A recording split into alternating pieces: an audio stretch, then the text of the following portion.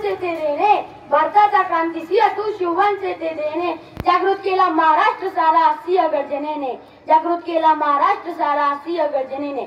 मित्रांनो 3 ऑगस्ट म्हणजे दीनदुबळ्यांचा आधार असलेला शेतकऱ्यांशी सुसंवाद साधणारा प्रभावी व्यक्तिमत्व म्हणजे क्रांतिसिंह नाना पाटील। क्रांतिसिंह नाना पाटील यांचा जन्म सांगली जिल्ह्यातील येडमचिंद्र या गावी झाला। त्यांचे वडील रामचंद्र हे गावचे पाटील होते।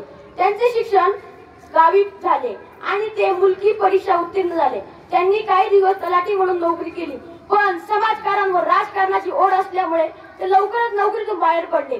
आपल्या देशाचा कारभार आपणच केला पाहिजे हे कळल्यावर त्यांनी प्रतिसरकार ही संकल्पना अस्तित्वात उतरवली। प्रतिसरकारच्या माध्यमातून न्याय देणे, बाजार पुरवणे, अन्नधान्य पुरवठा यासारखी कामे होत होती। प्रतिसरकारचा नेता या नात्यामुळे त्यांना क्रांतिसिंह म्हणून ओळखले जाऊ लागले। 1920 ते 1942 या काळात ते तुरुंगात होते आणि 1942 ते 1946 या काळात ते भूमिगत राहून भारताला मदत करत होते।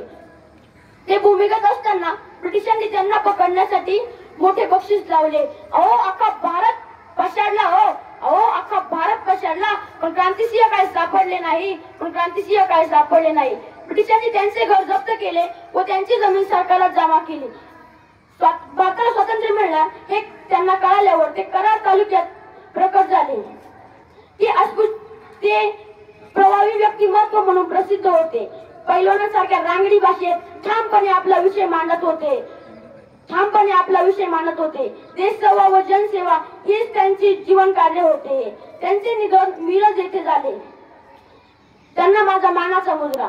जाता जाता एवढंच म्हणेल सूर्याची ती मशाल होती शिखरा एवढी विशाल होती।